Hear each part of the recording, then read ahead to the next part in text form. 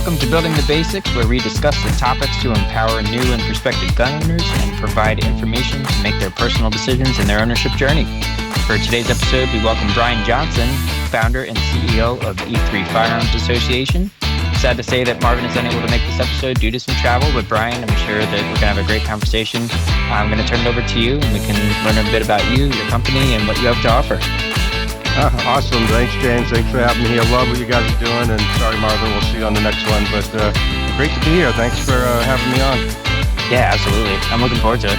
Talk to us a little bit about yourself and about the company and what you have to offer new prospective gun owners, and then maybe a little bit about what you have to offer gun owners that might be a little bit more experienced.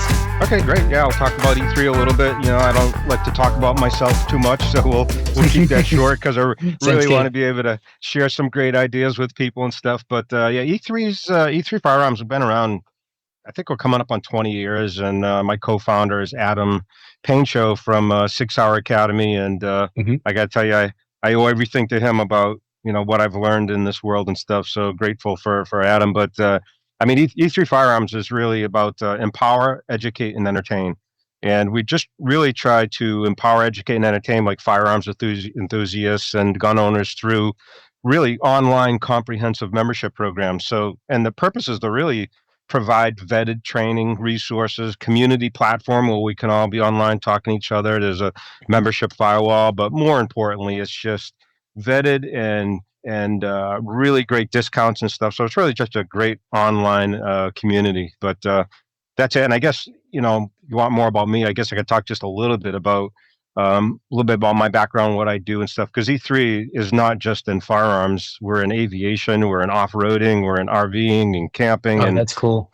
Overland. So we're able to kind of take our experiences from those other areas and we incorporate that into firearms, especially in the aviation side of it. And it's interesting because we're able to work with people like Broward Sheriff's Office and FBI agents, and even in the aviation world, and then it crosses over into firearms, and we just learn a lot from a lot of those guys too. But that's the short thing about E3 Firearms. I mean, let's dig into some really cool stuff. But if people want to learn more, they can go to E3association.com, and that's all of our brands. But I want to dig in. I'm excited to be able to share some stuff with the listeners and things. Nice. Yeah, that's a lot to unpack there, and I love to hear you have all sorts of different branches and different hobbies that people might have with it. But I'd love to hear kind of first thing is you were talking about a little bit of a membership wall. So do you have like different levels of membership, or like how can somebody know like what level of membership is right for them? Yeah, we do. There's like 3 levels of memberships, but more importantly, there's like a VIP level for almost very inexpensive for, of course, veterans and first responders and stuff like that's critical to us. And so there's different levels, and the different levels have different levels of access, different levels of discounts, things like that. And the reason we have different levels is, I'd say that gun ownership isn't right for everyone. And sometimes people want to, maybe they don't want to just dive right in and go buy a 7.62 SCAR and run to the range stuff, but they're just like, well, I'm interested, or I want to be more, especially like females and stuff. Like they feel like they need to protect them and their kids and their family, and they want to learn more, or they want to get in. So we have levels that are really just very basic levels that will help to expose them to this world a little bit. And we don't come from a world where we're like online blowing up and stuff. That's not what we're about. And we're also not about that everybody should carry a firearm. That's just not what E3 is. But it gives them the ability to come and feel like, hey, these are really good professionals, vetted content. It's inviting, it's helping me, it's educating me, it's making me feel better about my decision to want to get involved or have firearms in my house when I have kids, or for me to carry a firearm, or whatever it may be. So we do have those different levels depending on what people want. And then our higher levels are, that's at a level where if people really want to get involved, they want to come to events and come to range days, or come to events we're doing right now online, and maybe we have Chris Paranto on, or we have Adam on, or we have just snipers on, or Broward Sheriff's guys. That's a whole different level that if you want to come on and really take your knowledge to a whole nother level, I mean, we have that availability as well. So there are other different levels there. So is it kind of like they'll do like live events and they can dial in and kind of ask questions, or is it kind of a predetermined kind of training? Like how do you run those types of events? Yeah, it's all the above. Of course, we have magazines, we have live events, we have online Q&A calls, we have live Zooms, and if you're at the VIP member level, you get to put your questions in advance and guaranteed that the experts are going to address your questions or concerns. And so there's just all kinds of ways that we have a live TV show that we're broadcast live, and then people can actually, our members can type in questions, and live from the TV show, we're actually answering those and stuff. So Oh, it's a no cool kidding. platform. Yeah. That's fun. There was a comment that you said a couple times that I wanted to hit on before we got too deep into things. You mentioned a couple times not that you feel or your company feels that not everybody should own a firearm. So I kind of want to dig into that because there's a lot of back and forth of okay, everybody should own a firearm or have access to a firearm, and then there's oh well, people feel like there should be restrictions. So can you dig into kind of your philosophy of what you believe? Yeah, sure. And don't get me wrong. Of course, I'm an advocate for the Second Amendment, and I truly Hmm. believe that any responsible, person should definitely be doing something to protect themselves, their family, and loved ones and stuff. There's no doubt about that. But Hmm. the reason why I say that, look, everybody shouldn't be forced to carry a firearm, and there's a lot of people that I say, James, that you shouldn't probably be carrying. I know people that Sure, if sure. a pan drops in the kitchen, they jump out of their skin, or Right, right. if just something small happens, they freak out. Look, if you don't have the personality, you don't feel confident, and especially want to get to the point that you're competent. Hmm. Look, I'm not going to force anybody to carry a firearm. I only want people that are competent, confident, trained, educated, and just have that passion that they want to carry it, and know that they carry a whole nother level of responsibility when you do that. So that's why Yeah. we just say, and that's kind of our mission is, look, maybe you don't know yet whether you really want to carry every day. Maybe you don't know Hmm. yet you want to carry with a round in the chamber, or Hmm. there's all those kinds of questions that go on out there in the world. And that's kind of our job, is try to, in a non-intrusive or overbearing way, give you the chance to explore and learn more, Hmm. or hear from other moms, hear from other family members, hear from how do other everyday people like myself that aren't military, how do we deal with this world and everyday Hmm. scenarios, how we deal with it in restaurants, all that. And when you hear Yeah. us everyday people, you know talk about, well, how do we deal with it, where it becomes to a point where it's no big deal, and we get to a point of what I call unconscious competent, then you Hmm. start to say, huh, I guess I could do this. I get it. Yeah. I don't, Hmm.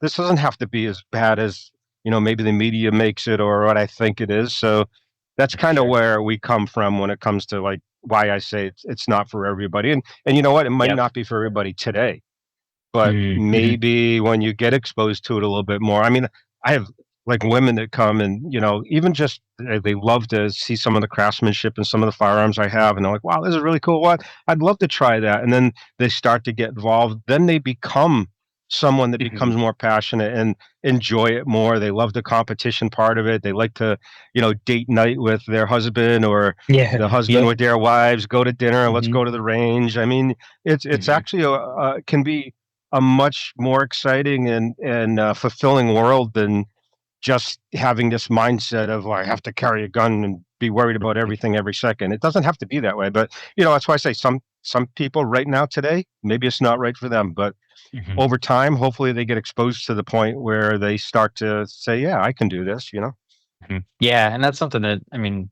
when we were chatting before, like Marvin and I, we really stress the training aspect. We want people to feel comfortable, confident, everything that you were touching on. So yeah, like we don't want people that are that they feel incapable or jumpy or anything like that because that can cause issues, right? So that's where the training comes in, and it sounds like it's exactly kind of what you're pointing out is that you want people to feel confident and capable, and also it can be a fun hobby. Like it's an enjoyable hobby. It's a fun hobby. You can go to the range and, laugh with your friends and or your husband or your wife, whatever. It's like it can be an enjoyable hobby. But yeah, then there's that serious aspect of it of, okay, if I'm carrying for self-defense, that's another mindset change that you might have to make. If there's another competency level that you want to achieve. Yeah, James, you just said something important. You used the word mindset, and that's one of the other things I think that why I say maybe it's not for everyone. You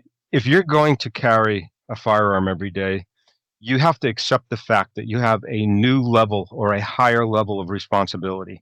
And Mm-hmm. if you're a hut if you can't keep your mouth shut, if you go off on people when you're not carrying a firearm, maybe you Hmm. shouldn't because that could get you in trouble. If you're not Hmm. willing to calm down, if you're a hut head, or if you're not willing to not, you know, give somebody the finger and have road rage and stuff like that, if you if Hmm. you can't if you can't accept the fact that if you're going to carry a firearm, you might need to stop that kind of stuff, then maybe you Hmm. shouldn't carry because I also say to people, a firearm is not always the solution, but it can be the problem.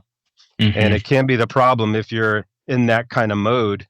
Because you could go from you think you're doing the right thing to getting yourself in prison because you're just not in a mindset to responsibly carry a firearm. You have to be smart about where you're going, what roads you're going down. It depends on where you live, of course, but yeah, there's a lot of different things to consider when you get into carrying or protection for self-defense.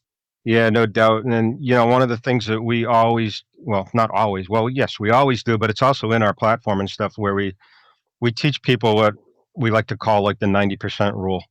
Mhm. And the 10% is when you have to use your firearm. And if you get to a point, if you get to that 10% where you have to use a firearm, well, you fuck up and you should have never got there in the first place. And there's Mhm. 90% of things that you can do to never get to that 10%. I mean, if you think about every crime that happens out there, there is there's a number of things that must be for that crime to happen. Like an example is like there has to be a perpetrator, a motivated offender. There's got to be a suitable target or a suitable Mhm. victim, and maybe that victim is not paying attention. They're not conscious of what's going on in the surroundings. They're not situational aware. Maybe there's the absence of a capable guardian or something, or the perpetrator has to have an opportunity. There has to be that for the crime to happen. There needs to be a means. There needs to be an Mhm. easy target that we talked about. You're being in the wrong place at the wrong time. I mean, all these things. It's kind of like the critical path or the critical chain. If you could just Mhm. break one of those links in the chain, you'll never get to the point where you You need your never firearm. exactly. Yep. And Mhm. it's funny because I was just literally just not too long ago. I went to a movie with my wife. Actually, went to see the ballerina, John Wick. Oh, the how was it? the new, yeah, it was okay. I mean, John Wick's are a little bit better, but I Ah. mean, hey, if you like guns, you can't not like it. But anyway, the had my Benelli M4 in there, so that's always fun. But Nice. we were walked out of the movie theater, and we were on the second floor of the parking garage. So just one flight of stairs or whatever. And Mhm. so we're getting to the point where we're going to go up the stairs to get to the next floor, and I could hear probably a few men or something, and it sounded like maybe they were drinking or having fun or they're in the stairwell, and I'm like, and I didn't say anything to my wife. I just grabbed her hand and made her stop. And then I Mhm. stood there for a second. And I listened to him, and I just put up my finger and I said, "Come on, let's go this way." And we walked up Mhm. the Mhm. actual where the cars are and walked around and went up a little bit of the long way. I could have pulled out my flashlight. We could have went up and around, been more conscious and stuff. But it's like if you don't have to be there, why would Mhm. you? Mhm. That is a perfect example of something so simple. And it was nighttime, so it was a little dark, but, Sure. and if I did had to go that way, then I did have my EDC on me, which is always a flashlight, which is Mhm. usually one of the number one, deterrents to anybody because you get your flashlight on, you're walking by them. Hey, how you doing? You're paying attention to them. They see you're paying Mhm. attention. Now you're not an easy target. Now Right. you're not somebody that's not paying attention, and they just that alone that they see that you acknowledge them. I see you. I have eyes on you. My lights out. I'm paying attention. That in Hmm. itself is probably about 50% of the battle of not being a victim. So my point is, don't be there. That's the Yeah. the part of the 90% rule that we're just kind of talking about there. But that we do a whole course and a whole series on exactly that with Adam Paincho, which he's the master in all that anyway. But teach situational awareness and all those kind of things. And Hmm. we pull a lot of our being pilots and flying jets and aerobatics and stuff, situational awareness and stuff, and what that really means. And we pull that into our firearms world, which is how we deploy it in the firearms world as well. It's neat how there's kind of that crossover of the mindset and shift and how things can just kind of overlap between the aviation and the firearms piece. Exactly, exactly. Um, yeah, kind of. You touched on a couple things about EDC and when people are maybe becoming an inquisitive first time gun owner or maybe ready to make their first purchase. What are some elements that you feel that first time gun owners should be, whether it's conscious of or things that they should consider, kind of like selection of your firearm or training or safety or what do you carry every day? Can you touch on some of that information? Wow, that's like a whole day's topic. But how many dollars have I wasted in my early days going through that? Um, I guess some of the things I mean that come to mind to me is not being forced into thinking you have to have a certain gun or something. And I got to tell you, when it comes to the firearms world, to me, there's two sides of the world. I have my fun world, my Cabot 1911s, my Honey Badgers and 300 Hmm. Blackout, even my 50 cal Barretts. That's kind of my Hmm. fun world, and I'm Hmm. not as serious about that. But then when Hmm. it comes to what really matters, that's what I'm carrying every day, and that I think is what your question needs to be for Yeah. people Yep. that are getting in their first time, and I wish it was a one answer. I guess the biggest thing for me is something that's quality that when you pull the trigger, it goes bang. That's number one to me.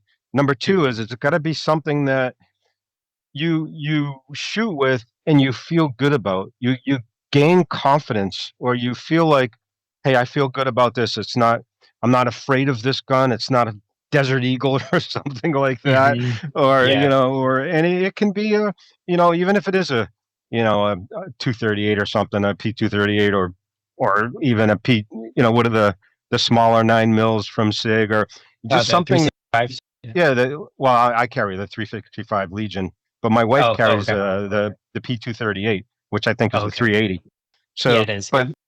that to her, she feels confident. Now, I could put a P320 in her hand or something and shoots it, or the HK she has, and yeah, that's great. She's a little overwhelmed by it, but when she shoots the Mm, P30, now she's confident. So I mhm, kind of, and then maybe someday she's gonna get to the point where she wants to carry my old 365s, but mhm, right now she's confident enough make want to and make sure she mhm, has her firearm on her every day. That I mm. think is important, right? Because I know some guys that put, what was the M&P 40 cal in their wife's Oh, hands. yeah. They went and shot Yep. it, and they were scared to death. And now they're like, "Oh, I don't Mhm, want nothing to do with this." Well, mhm, there you go. See, that's my point. Is now they don't want nothing to do with it because now they're not confident and they're overwhelmed by it. So I mhm, think you just got to, go to a really good place that's willing to work with you and be straight up and honest and say, "Look, I don't know what I want yet. I'm new. I want to try a few that see how I feel about it." And then, the second part, I guess, goes into your mission, your body style. What is your world like? I mean, do you mm, you have a kid on your hip every day that you're holding a baby, a 1 year old on one side and the hand of another one? Well, that might mm. change your mindset into maybe wanting something like you just said, the SIG, not the 365. What's the 938? 938. Yeah. And that's got a safety on it. It's like a 1911 style. It has a safety on it. Now, maybe as a mom or somebody that even a dad that's carrying kids, maybe that makes you feel more confident. And okay, fine, just train with it Mm, then. There's no big deal with having that little safety on there. If you're training with it and how to use it and you're proficient, great. So your mission, I think, is important too. I'm at the age now, I don't have kids in my house. I don't have grandkids at the house all the time. So mhm, I can be a little more free with the cannons I'm going to have staged in my house. But mhm, so I guess one is get something you feel confident about. Two is your mission.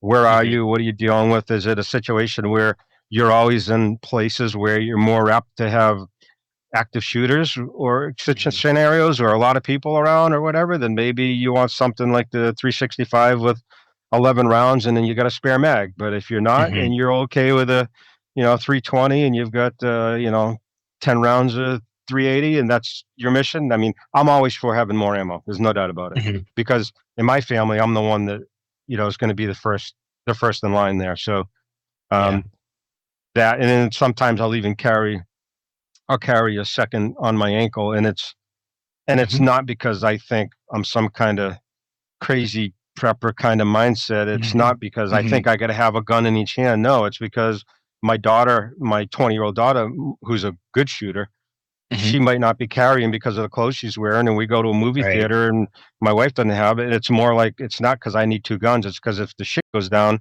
I can pull Mhm. out the one off my ankle and I can give it to her while I still have my P365. So these are all Right. things we Right. talk about and teach inside E3 Firearms.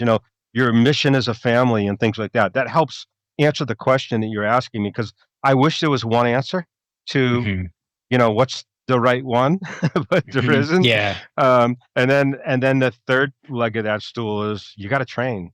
There's just Mhm. too many people, and I say train. I don't mean going to an indoor range where they tell you put the gun on the table and keep it downrange and okay, now everybody fire, now put your gun down. I'm talking about holstering, pulling out of your holster, moving and shooting, tactical defensive moves, you need to do that at least once a year just to still stay up. And I'm saying at least like a minimum. But when you Mhm. first get your firearm, sure, go to the range, get used to it, enjoy it, feel Mhm. good about it, dial in, get your red dot, zeroed. I mean, do all the stuff you do, have some fun with it and stuff like Mhm. that. But then you got to get to a point where now you got to find the right holster based on your Mhm. body, your mission, and go train, really train. Go somewhere outside, find somewhere that even does tactical training, clearing homes, whatever. Just go through that Mhm. once. And it's just to understand the things you need to know because like we talk about a lot, there's four levels of education and mindset and stuff. I mean, the first level for anybody is what we call unconscious incompetence. Then you go Mhm. to conscious incompetence. Then you go to Mhm. conscious competence. Then you go to unconscious competence. So Mhm. most Mhm. people when they first start, they're unconsciously incompetent. Now that is Right. a Because they very dangerous place to be because you don't know what you don't know. exactly. Yeah. Yep. And then And especially with firearms, that is a tricky situation. You don't want that to be the situation for too long.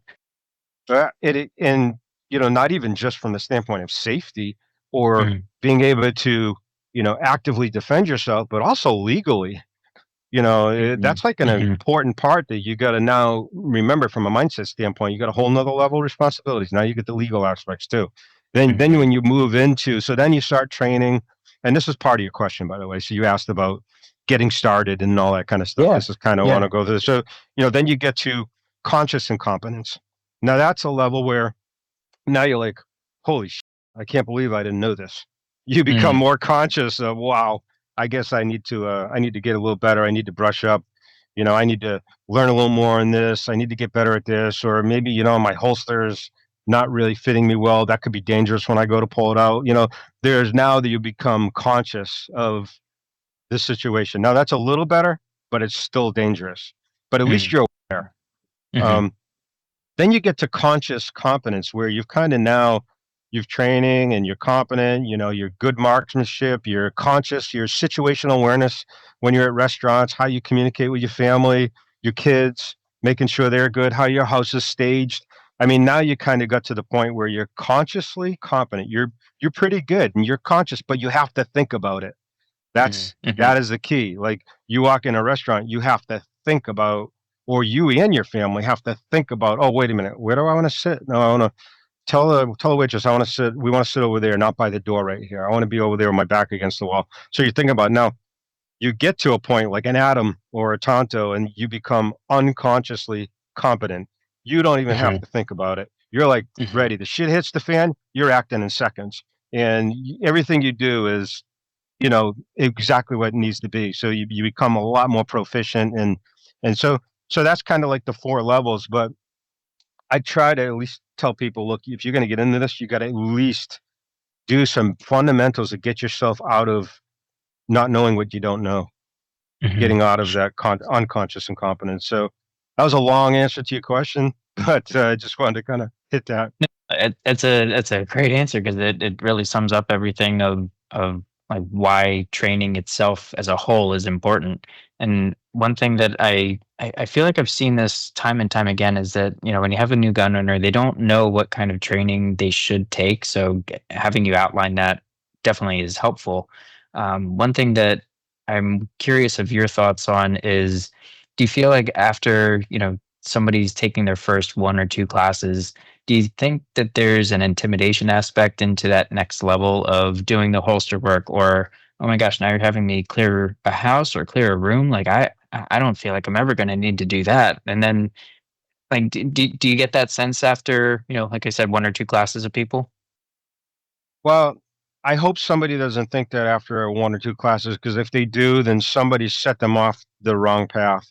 If you go to one or two classes and all of a sudden somehow somebody put in your brain you need to learn how to button hook and clear rooms and center Hmm. fed rooms versus, closed door rooms, I mean, somebody's messed you up if that's happening. If that is happening and you're listening to this, please forget that and go back to some basics and get some good training. Come on E3 and Right. learn that Yep. stuff. Look, we do all that. I mean, we do that stuff. But even so, even when we train people how to, single man CQB or single man clearing a house or something like that, hopefully you're two-man trained and things. But God, if you come to your house and the door's open and your kids are not in there or nobody's in the house, get the Hmm. out and call the police. Hmm. Don't go clearing your house. And Right. anybody that's Right. telling you that it's because your door's open and nobody's in there with your loved ones, you got to clear your house.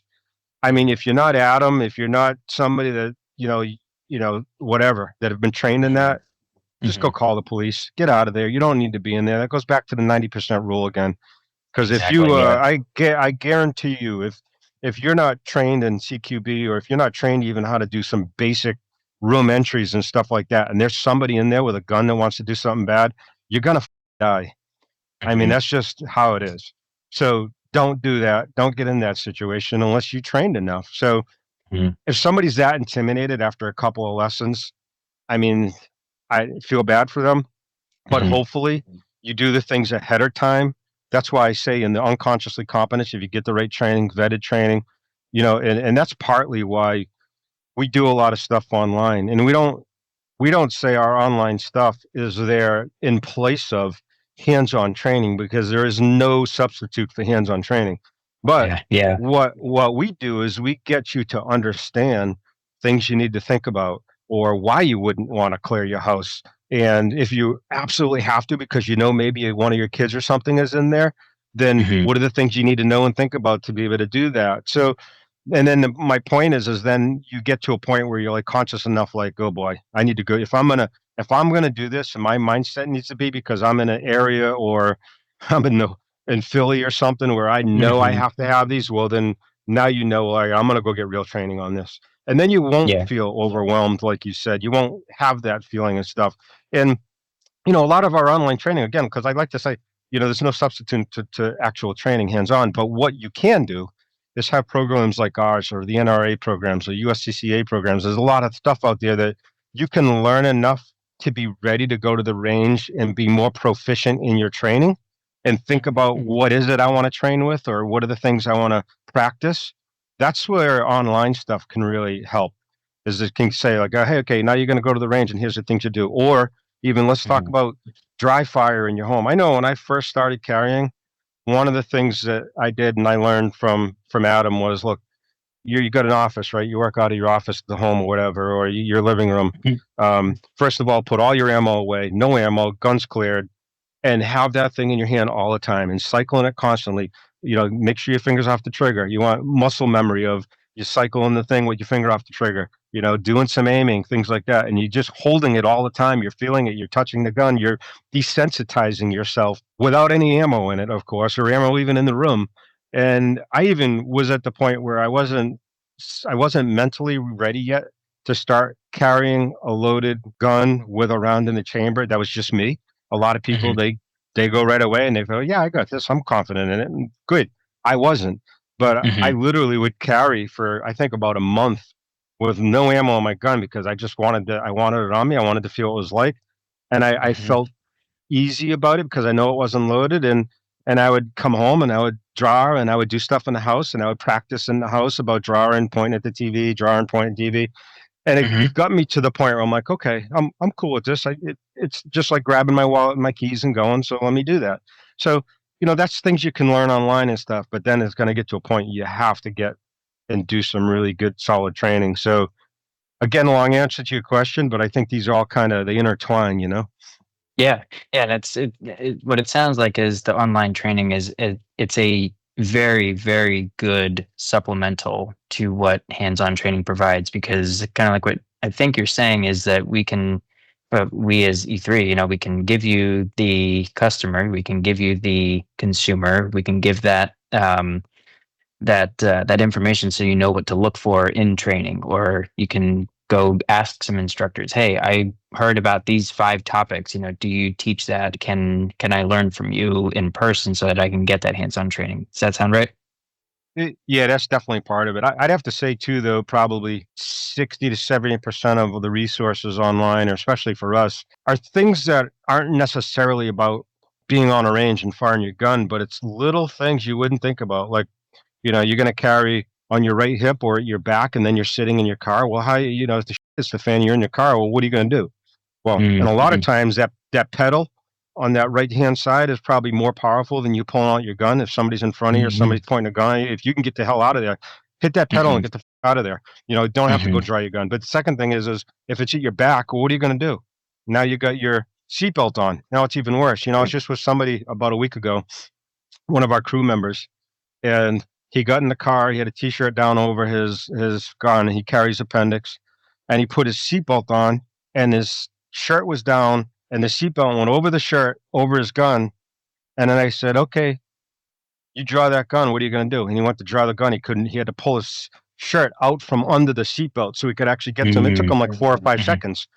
4 or 5 seconds, and that's That's a not good. lifetime. So my example is hey, you get in the car, your appendix car, you put your seatbelt on, immediately pull your shirt or your coat out from underneath the seatbelt and have it just sitting there. And that also makes it easier if you got to grab your shirt with your left hand, lift it fast, grab your gun. One second versus 4 or 5 seconds fumbling around. So those are things that you can learn online that have nothing to do with your marksmanship on the Mhm. range, or it helps you understand that in a carjacking situation, you don't always have to pull your gun. You have other options, Hmm. like that pedal on the right. So those are other things that can make a huge difference in your education. It's not all about the gun. Yeah, and you also mentioned, even something as simple as a flashlight too. Like if you have a gun, but then you also have a flashlight in your pocket, that's a huge, huge deterrent. Granted, if somebody has a gun pointed at you, that's a little bit different story. But if there's something sketchy and you pull out a flashlight instead, it's like, okay, like you said a few minutes ago, yeah, you're acknowledging that you see them. They know that they can see you, and vice versa. It's a different de-escalation tactic. Yeah, absolutely. That's probably the thing I touch the most on my EDC is my flashlight, and then the second thing is my knife. So I Mm-hmm. always have my and also a tourniquet. Um, Oh yeah, we that's. we have a whole firearms med course inside there. It's like 12 lessons and hours about everything from burns to sucking chest wounds to Mm. tourniquets and stuff. So part of my other EDC is I always have a small tourniquet on me. Of course, I have it on my EDC bag that's always with me in my car or something like that. But Mhm. the if moms are out there and stuff listening, you got little kids, you want to make sure a tourniquet you have is small enough for kids or even pets. You got a German. We have a German. We have a K9 German Shepherd dog, full Strichen level 3 family protection dog, Mm. jumps out of helicopters and shit with us. So it's he's full blown. But I would save his life just as much as my kids any day, even though his job is to save mine. But Mhm. you want a tourniquet that my most of my tourniquets that are on like my med bags and stuff, they're not going to work on small kids. Mm. I think Mhm. the newest ones we're carrying right now are I think they're called snake safe or something. I'm not sure Okay. exactly the brand, but they're just so tiny. It just goes little Velcro right around my belt. It's so small, and it'll work on even toddlers, which is Oh, critical if no you can kidding. have firearms in your house. So, Wow. but look, here's you and I just having a conversation about that. Most moms have no clue about that. They just might hear about a tourniquet and how to use a tourniquet from watching a YouTube video. But did Hmm. anybody tell them that 95% of the tourniquets out there won't work on a small kid? Probably Right. not. Right. Yep. You know. Definitely not. um, that's actually the first time I've even thought about that. So, and I'm not saying that I'm the godfather of any kind of training or anything, but I've taken a fair amount in my life, and I don't think I've ever remembered hearing about how different sizes for babies, toddlers, up to adults. So it's a great Well, piece of information. take the tourniquet you have right now and go wrap it around a baseball bat or a tennis racket and see if you can get that Yeah, cinch down. Guarantee you can't. it's not going to happen. Yeah, Yeah, can already picture it, and it's not going to happen. yeah. Yeah, that's a really good point. When you get into kind of been talking about the concealed carry and the self defense aspect of things, what do you think of outside of that? You might have rifle owners or shotgun owners. How can they also learn from kind of what you have to offer outside of the pistol owner? Well, in what way? Like when you're talking about like shotguns or rifles, you talking about like truck guns or staging your home, or like what are your thoughts on that? Ooh, I'd like to say all, but I guess in terms of our audience, probably just the home defense. Like if somebody was to get a shotgun for a home defense kind of thing, they're obviously not carrying it EDC or anything, but when you have it staged at your home, kind of have the shotgun be a different tool than what it would be for a pistol for self defense or home defense. That is a whole topic that I think is critical, and I think even firearms owners that get a pistol and they start carrying and they think they're training and stuff, all of a sudden they come home and don't even have a clue about staging your home and home defense and stuff. Now, I guess the way I'd answer your question, if we just talk about shotguns for a second, I mean, Hmm. first of all, you gotta know your home, know your environment. Do you have kids? Do you not have kids? I mean, I know people that their bedside gun is a 7.62, AR or a 308 or something. I'm like, what? You fire that in your house with kids, it's a good chance, not a good chance. It's pretty much guaranteed it's going through walls. And if you got Yeah. kids and stuff on the other side of walls and stuff, you got to think about that. Or Hmm. even, we knew a guy that because we have RVs too, so we'll travel in like motor coaches and stuff, like a 45-foot motor Okay. coach, and you're in an RV park. You go outside if something's going on right outside in a motorhome park, and you shoot a 308. That's going through 4 or 5 RVs. Hmm. So Yeah, it's for like sure. you know, I do have a bedside, which is my Honey Badger 300 blackout and suppressed, Hmm. mainly because it's such a good CQB setup that I have with a light on it and a EOTech, and it's quiet because I don't know if you've gone to do some shoot houses or something and shoot a 45 or 9 millimeter in a room, you're hearing bees for days, and it's shocking. It Right. can almost encap and it can really set you back and really mess up your brain. So I do love the fact of the honey badger and 300 blackout subsonic. I mean, I like Right. that. I'm not saying everybody should do that for the home defense. The reality is a good shotgun is really a good home defense bedside. I have a couple Benelli M4s with the Marine version with the collapsible Hmm. stock on it. That is typically my bedside and my boat gun, um, for obvious reasons. If you got birdshot or even buckshot or something, you can Hmm. fire that off in a room, and pretty much nobody outside that room is going to be affected. So, and it'll do the job. There's no doubt about it. I mean, it's loud as hell, but Hmm. that will definitely do a job. But the other thing is, where are you staging your firearms? I can't tell you how many people that tell me their home's a stage. I go over for dinner, then doorbell rings. They go to the door, they open it. I'm like, well, where's your firearm? Well, it's in my bed. It's in my side of my bed in the safe. I'm like, Mm, great. How's that's that going to help you when somebody reaches right in the door and grabs you by the throat? So, mm, mhm, staging is, I think, critical.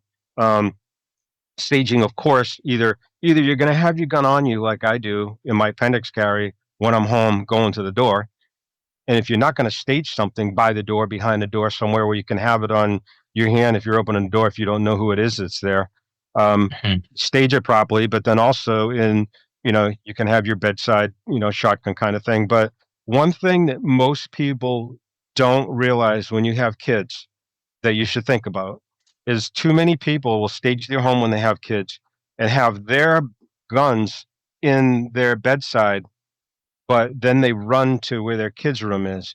You should Mm, consider and think about this staging in a safe, biometric or something up high and maybe in the closet of your kid's room, a firearm. Because what's the mm. first thing you do as a parent when the shit hits the fan? Somebody's You banging go in to your your front kids' room. door. Where you're running your kid's room. Now, if you run your kid's room, you don't have your firearm on you, you don't have your gun, you can't get your shotgun or something, you go into your kid's room and your firearm's there. And it can be set up, Mhm. and too many people are like, oh, are you kidding me? You're going to put a firearm in your kid's room? If you put a toddler or a 1, 2 year old and it's up in the top of the closet in a biometric safe that's screwed down that cannot be opened except by you, they will Right. not get into it. And there's plenty Mhm. of stuff out there right now that you can do that with. So my point is staging a home is a whole different topic, and we do a lot of talks on that in Site E3 Firearms. Yeah, I love hearing. I mean, it's such a great uh, education's platform and system that you have, and I think every single topic that we've talked about, you're like, yeah, we got we got topics that we talk about, or we have a series on that, or that we have a series on this. So it's really cool to hear everything that you have to offer people and families and all that, which actually kind of brings me into my next question. So you mentioned kids, you mentioned toddlers, you mentioned babies, right? Of the precious life that families have. So is there is there anything that you have in your repertoire that is geared towards children or geared towards kids or teens, like family oriented courses, or is it just whoever wants to attend is able to attend? Well, I mean, anyone wants to attend can attend, but we don't have anything specific to teaching kids. I mean, you've Hmm. got the Little Eagle program with NRA, and there's stuff out there Sure. for kids. However, we have a ton of content on firearms and kids. When do you talk to them? What do you say?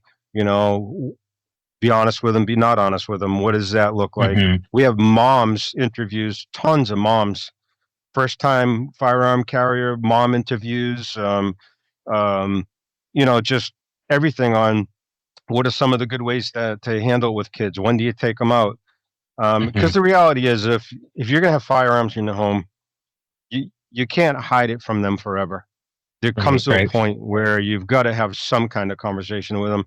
But even, the whole more even advanced level is we even talk about when we get into situational awareness, going out with your family to restaurants, you're in movie theaters. We even got to the point in my family where my kids knew that daddy is the one that's carrying a firearm when we go in a restaurant. When we go in a restaurant, there's a reason why he asks to sit certain places and stuff. So you got to make sure that you never argue when we go into a Hmm. restaurant and he says he wants to sit in a seat. Don't put up a Hmm. stink and don't argue with him because there's a reason. And we want to tell you why that reason is. And then they Hmm. understand that and treat it a little bit more seriously. Um, and then even training with your kid gets to be 15, 16, 17, 18. They become more proficient. They're fire going to the range with Hmm. you and stuff like that. Now it's like, okay, well, I don't want you carrying everywhere. You can't legally, but Hmm. damn, if I have to hand you my firearm in a movie theater or something, or I'm pulling the one off my ankle and handing it to you, they should at least kind of have some basics and fundamentals and know. Now, of course, it's going to vary from family to family. Some families are going to say, absolutely not, not going to do that. Well, that's up to you. All we can do is share the information so that you feel confident about having those conversations and how to handle those situations. So, um, answering your question about stuff for kids, no, not for kids, but the kind of stuff I just talked to you about, we do a lot with um, That teaching that firearms people. yeah, and that definitely satisfies the question that I had because it's like when people are able to understand firearms and platforms and everything themselves, and you're able to also say, okay, here's what we offer or suggest, or interviews, kind of like what you said with moms and dads of when they introduce their kids to firearms. I mean, it gives that confidence to those moms or dads that are watching those videos to be like, oh yeah, I can talk to my kid when he or she is ready, and we'll be able to say these types of um, topics and phrases and all that kind of stuff. And it's just kind of another great piece of information to give them. So I think it only helps families, when they have that type of information, which is great. So that's pretty Yeah. cool. Now tell me, you were asking about rifles, shotguns, but what's your EDC? What is your go-to rifle? What's your go-to shotgun? So I also carry a Sig P365 X Macro. So we're in the same family, just slightly different. And then my go-to rifle is the Dano Defense, a DDM 4V7 SLW. And I am starting to get a little bit more proficient with my Mossberg 590. So those are my three favorites of the three platforms. Okay. Have you tried any of the 300 blackout or 8.6 Oh blackout? yeah, that I have a one of the original MCX Virtus 300 Blackout pistols, which is a really fun gun to shoot. I've shot that subsonic suppressed, and it's game changing. So it's really cool to play with that, indoors, and you can hear, in an indoor shooting range, of course, right? So it's fun to, have that, and you hear just how silent it is. And I've told people it's like shooting a BB gun. It's crazy how silent it is. And that's just the combination of the suppressor mixed with the subsonic round, and just the very, very cool. But Yeah, yeah, no doubt. that's a fun round. I haven't really had a chance to play with the 8.6 though. Oh Would boy, love to. wait till you do that. I mean, ever since I got the Honey Badger in 300 blackout, I literally haven't touched an AR-15. I mean, literally, my AR-15s are now all piled up in a box. No Just because kidding. once I started shooting the Honey Badger, it was like, why would I ever want to now pick up an AR-15 again? I mean, I'm not talking about 7.62 or something. I'm Mhm. just talking about 223, 300 blackout. I mean, Mhm. incredible. Then I got the fix from Q. I have all the Q guns. So Okay. we have the 300 blackout. Then we got the fix from Q and 8.6 suppressed. Holy Nice. smokes, it's less recoil than the 300 blackout. How they did Oh it, my I have gosh. no idea. It's incredible. And then if you think about the ballistics on the 8.6, Mhm. it's like crazy. Now, I should have it Friday this week. I'm so excited to say my boombox is on the way and Oh, from very Q. cool. And so the boombox is on its way with an LPVO, red dot also.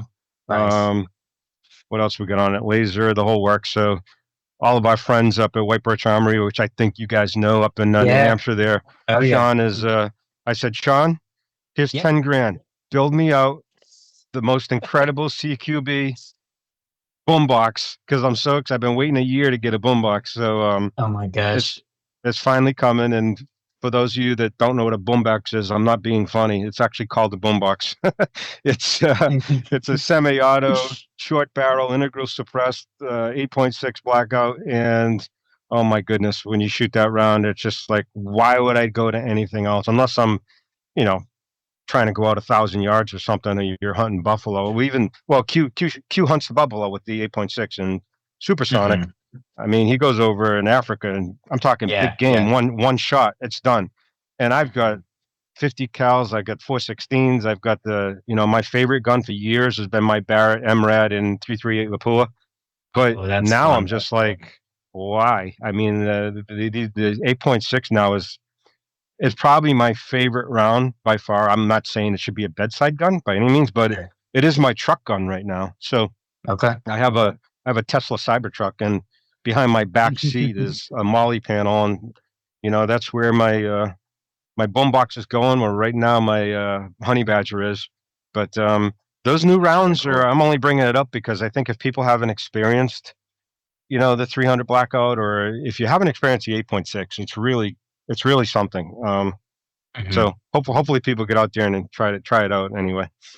Yeah, that's something else that Marvin and I and Tim we're trying to do is balance the how do we get people interested and having fun and exposed, and also at the same time try to not overwhelm them. But there's so many great fun rabbit holes that you can go down even just after 1 or 2 months of getting involved in the industry. It's so much fun to learn these different rounds and companies and such. So I hope that we've been able to give a little bit of a teaser of different rounds and rifles and such to people that they're interested in continuing to do some research of what might work for them. So thanks for doing that.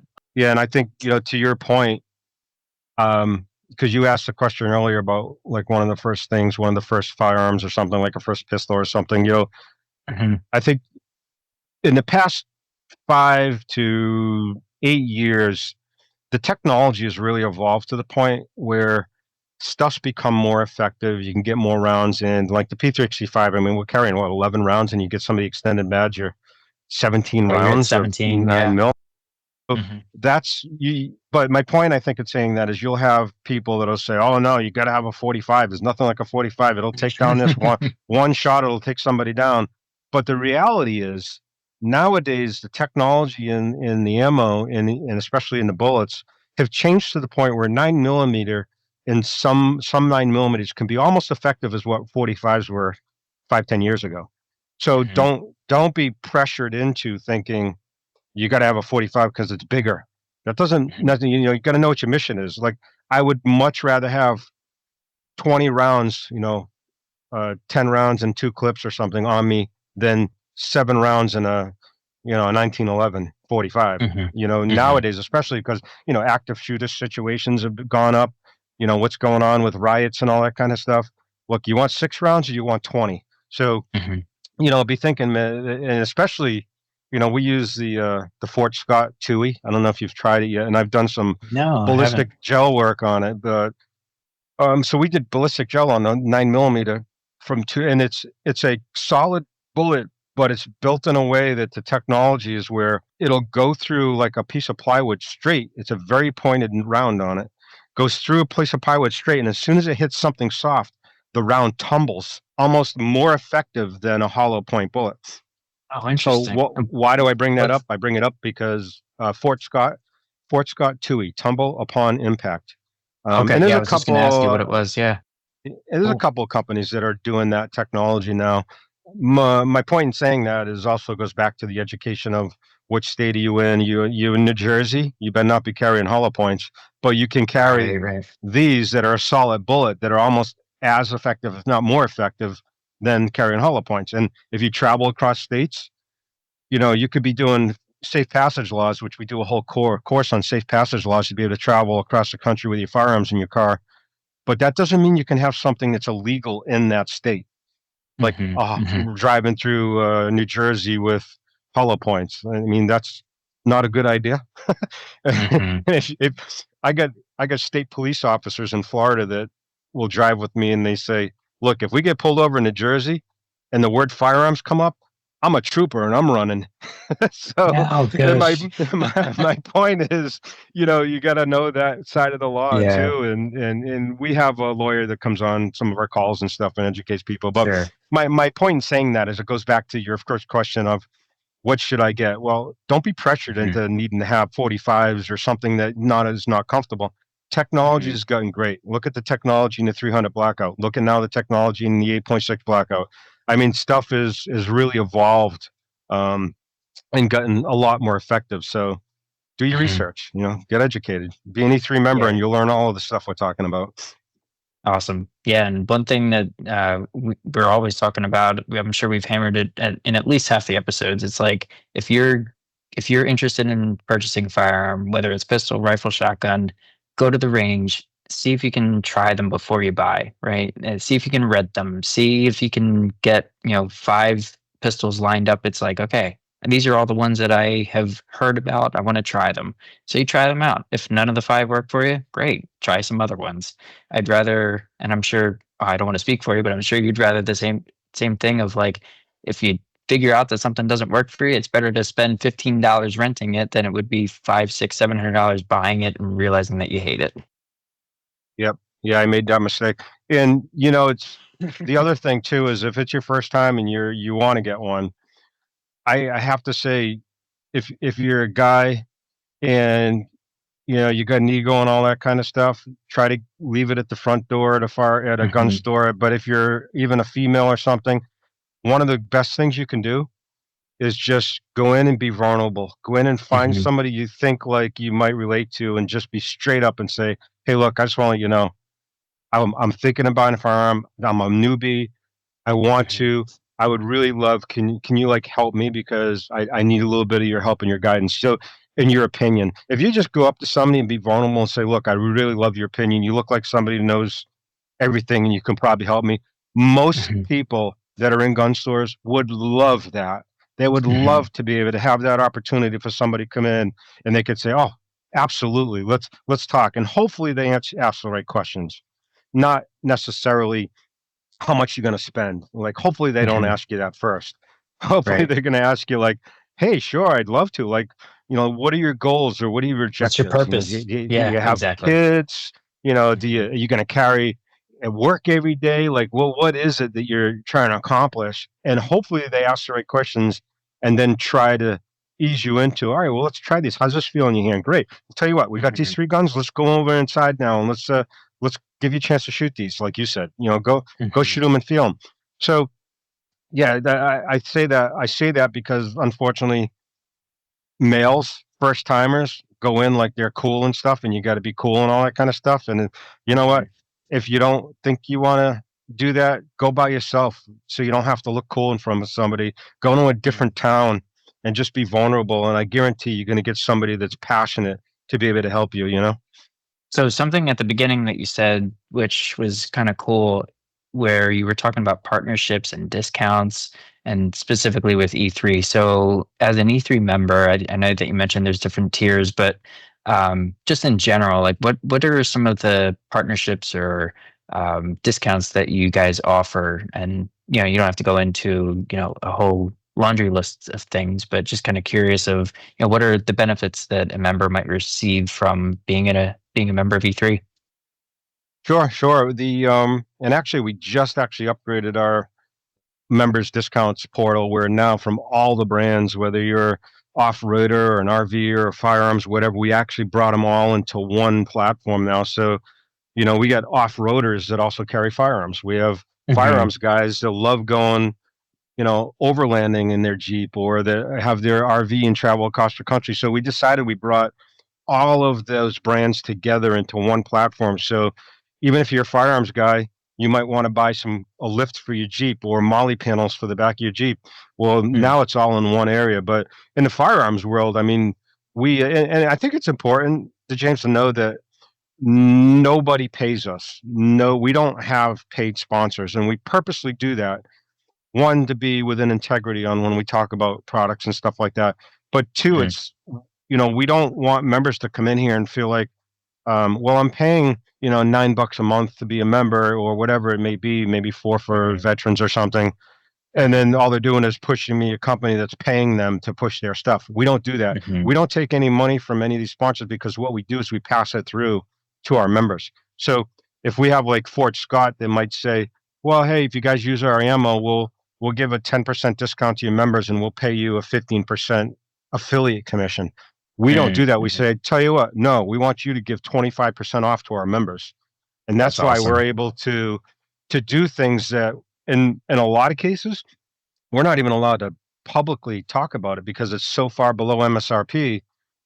We would, especially in the aviation world, like I mean, we sell like flight helmets that are $4,000-5,000, where members get $600-700 off because Wow. we forgive our retailer commission that we would normally get, and we pass that through to Hmm. our members because our members are paying us for that. So Right. we do that. So in some cases it's like 30%. I think with like Fort Scott munitions, it's like 25% off ammunition. I mean, that's crazy. Wow. Um, and so that's one thing. And we have members that like say, I made one gun purchase and it paid for my membership for 3 years.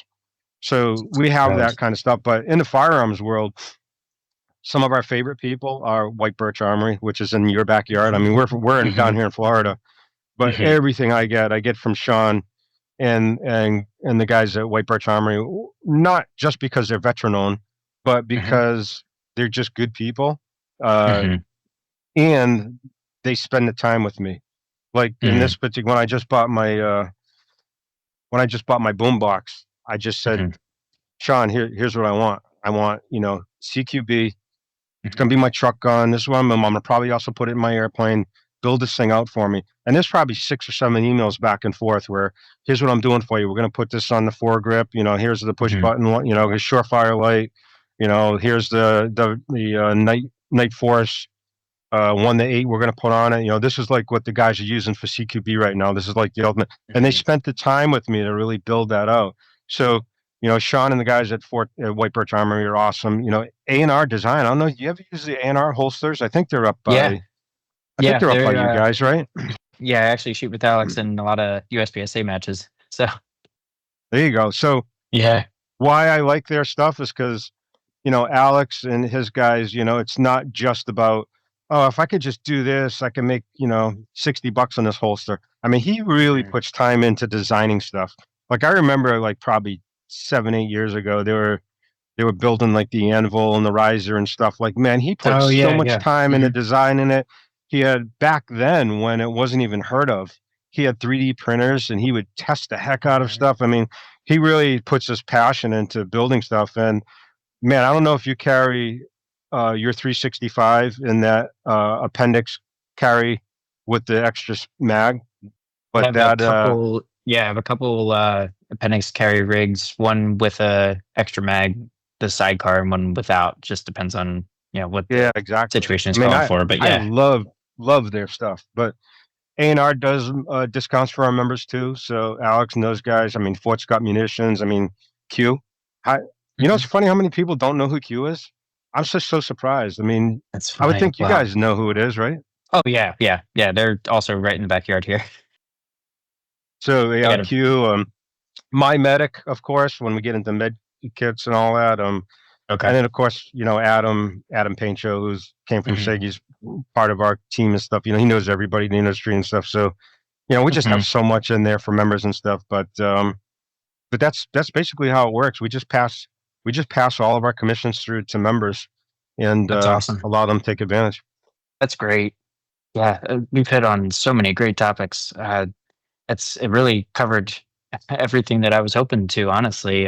But I want to just take a few minutes and see if there's anything that we didn't cover that you're like, oh yeah, I wish we had talked about this earlier, or anything that you specifically want to um, um, talk about with E3 that we haven't touched on. Yeah, we could probably do that for 2 months, but Just we keep have the recording going straight.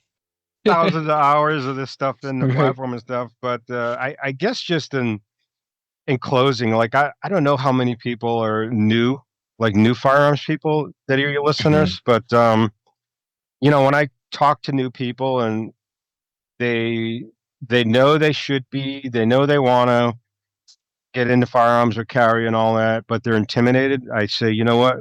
That's a good thing because that means Mhm. that you're conscious, you're responsible mindset person, and you're exactly the kind of person that you should be at this stage of the game, and that's okay. And just know those 4 levels I talked about unconsciously incompetent, consciously incompetence, all the way to unconscious competence, and be willing to Mhm. go through that process and do the things to get to the point where you are unconsciously competent and you don't even have to think about it. When I Mhm.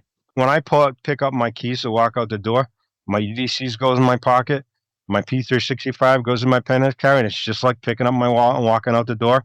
And I don't even think twice about it. And that's where you get to a point. And if you're trained enough and stuff like that, that's where you get to the point where it's never even a thought in your head about I'm willing to take action and take care of saving myself and my family and my loved ones around me. Or unfortunately, if you're in a mall or something, you got to do something. And we're not telling you to do Mhm. that, but I tell you what, if I'm in a mall and there's something going down, active shooter, one of the first thing I'm doing is getting my family out the door and into the car. And the second thing is I'm going back in there. There's no, even knowing I could go to jail for it, but there's no way I could Mhm. live with myself. But I'm competent enough, or I should say, I'm confident enough in myself to deal with the situation, and I'm gonna do it because I couldn't even live with myself to see other people, um, dying because I didn't go back in there and do something about it. But you know, until you're at a point where you're unconsciously or at least consciously competent, Mhm. you're not going to feel that level of competence or confidence to do that. And I think that's my closing is to, be willing to go through that learning cycle, get to that point, and I'll tell you what, we're the people you want sitting next to you in a restaurant. And I guess that's the best thing I could say, James, of it. That's awesome. Thanks so much, Brian. And before we close, just want to give you a chance to refresh the listeners' memory of where can they find you, follow you, anything like that. Yeah, Instagram, sure. Twitter, Just anything like that. E3. So letter E, the number three, firearms association.com, E3 firearms association.com. Or for all the brands, you can just go to E3association.com and you can become a member and choose two licenses, be aviation and firearms and RV, or off-road and RV, or whatever you want, whatever your passion is. But we have, over 100,000 people on our list and a great community, incredible people. We have mentors and things inside our platforms, from pilots to firearms mentors, and just get in there, be vulnerable, have fun, learn, and be ready to take action when you need to. That's awesome. Yeah, thanks so much, Brian. I really hope that people take heed of the information that you're providing, and that they are willing to sign up for either some classes or a membership, or just kind of learn from you and Tonto and Adam and all the folks that you have there at E3. So I know I'm going to, because I heard a lot of great stuff that I'd like to continue diving into. So I'll definitely be signing up. So thank you very much, and hope you have a great day. Thanks again for joining. Okay, thanks. Take care, everybody.